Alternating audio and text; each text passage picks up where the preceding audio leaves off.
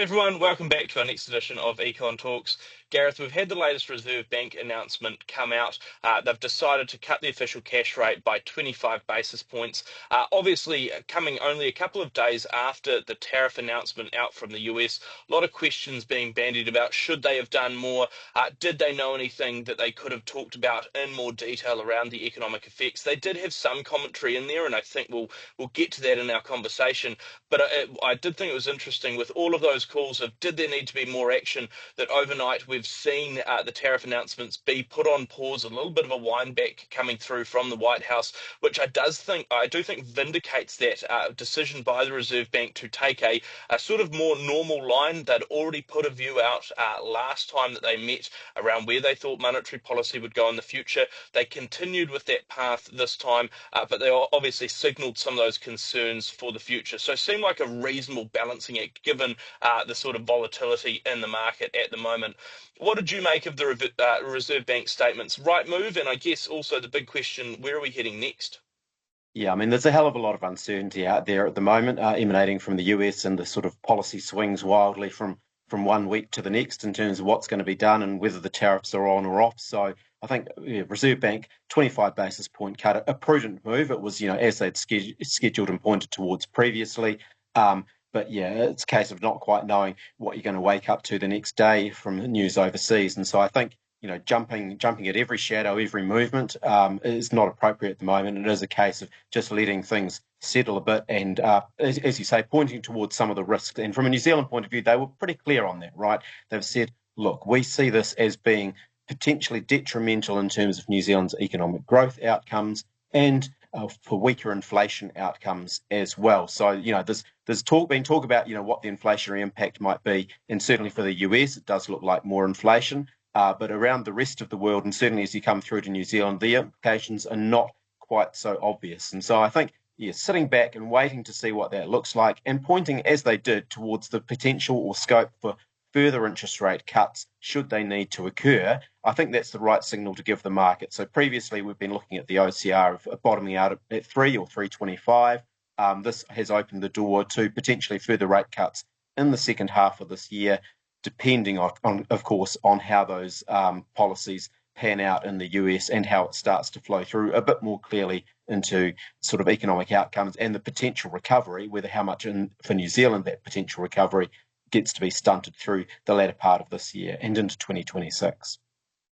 Definitely, and even the Monetary Policy Committee themselves, in their record of meeting yesterday, there was a little bit of, I think, healthy disagreement and discussion going on amongst committee members around where some of those risks lie, around what the tariffs mean for the global economy, and most importantly for New Zealand. There are still risks that with this being a supply shock overall, there's some of those pricing pressures that could come through. We were already worried a bit about those imported cost pressures even before the tariffs. That's been exacerbated now, but at the same time, concerns for New Zealand's export position. Of course, if the rest of the world is paying a lot more for tariffs, they're not spending or able to spend quite as much on actual goods across the world. And so, again, for our exporters, a potentially tougher time comes through. You highlighted that the Reserve Bank has opened the door to further cuts, and I think you look at the likes of market pricing. Again, expectations, even through the last week or so, have been for further and further cuts. I still think that looking at that market pricing, no one's still quite sure or quite as firm on that next step. The Reserve Bank, of course, next meeting in May for their monetary policy statement, that's a whole new set of forecasts. They'll be able to give us a whole new track for the official cash rate in terms of their views, and importantly, be able to talk about some of that modelling. I guess we're not going to, and I don't think we should expect the Reserve Bank to come out with an ironclad view. All of this being so volatile, they'll have to be able to move.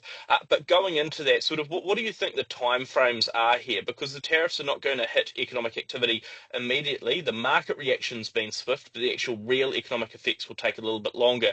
What do you see as the risks there in terms of how the Reserve Bank might move on interest rates? Because there is, I think, that open question of do they need to do it sooner? Are they able to wait and see? How do they bridge in the middle of all of those decisions? Yeah, a couple of key factors for me around that. One is the Reserve Bank, and they were at pains to point this out yesterday, that the interest rate cuts they've implemented to date are yet to fully flow through and impact on the economy. So there is still more stimulus coming through. But of course, the other side of that is if they wait too long, look, there's a hell of a lot of uncertainty in financial markets and the economy at the moment. By the time that sort of we work out how this is all going to sort of end up, well, if it does end up in any sort of fashion, if you're waiting 3 months or 6 months into seeing how it's really going to be panning out, again, your reactions might be a little bit slow there. So it's a case of trying to get that balancing act of going, okay, we think this is where it is heading. We want to be anticipating that, knowing that it's going to be 9 to 12 months before those sort of interest rate cuts that you're doing now have their impact. And the other thing to remember for me is, okay, so tariffs are off again, on again, off again. Who knows where they are? But that uncertainty in and of itself is still going to be hampering business investment decisions. It's still going to be hampering household spending decisions. Maybe not so acutely in New Zealand in the first instance. The impacts are going to be biggest in the US where that centre of action is. But nevertheless, that sort of uncertainty that's sort of hanging over the broader global economy and ultimately over New Zealand as well is something that the Reserve Bank will need to be conscious of, and potentially just providing a bit more assurance or stability or stimulus, however you want to phrase it, to the economy and financial markets. So I'm not saying they rush out and cut by 50 basis points at the next meeting just in case things turn even more pear-shaped, but it is a case of probably needing to act early in the second half of this year, so continuing maybe a path of 25-point cuts further into the second half of this year, if by the time we get to that point, they look at it and go, on balance, it looks like it's more justified than not going. So yeah, we're not talking about holding off into 2026 and going, okay, now we can see what the tariffs are, and now we need to respond, because by then it's kind of too late, and you're prolonging the slowdown or the weakness for even longer than you need to. And it's interesting, right? Although there's been a pause announced to the tariffs for most countries, and that's just bringing down some of those higher rates down to basically 10% for everyone. So you've still got a 10% tariff. That's still pretty significant. Most importantly, there's been further ratcheting up in the tensions between the US and China. You've now got a 125% tariff rate, I think was the number I saw this morning, on the tariffs on exports coming from China into the US. So even with a bunch of those other tariffs paused, the fact that you've now got Chinese imports into the US now costing double what they did before.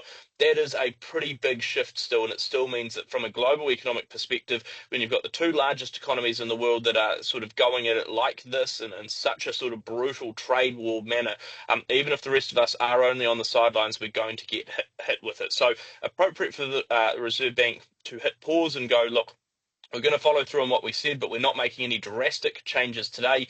They are going to probably, like everyone else, watch, worry, and wait, and do a lot of homework in the background so that they've got a bit more information. They can make that better determination come May. But let's be clear as well, if further things were to happen, there is nothing stopping the Reserve Bank coming out and providing that assurance to the market, having an emergency meeting and saying, look, we are willing to step in if need be. I don't think it's necessary at the moment. I don't necessarily think it will be necessary in the future, but they've always got that opportunity, and I think it's important to recognise that it doesn't have to wait for a scheduled meeting. There's always something else they can do. We'll continue to assess how all of this goes, both the tariffs, but also what the Reserve Bank thinks it needs to do with interest rates here and into the future on one of our future editions of Econ Talks.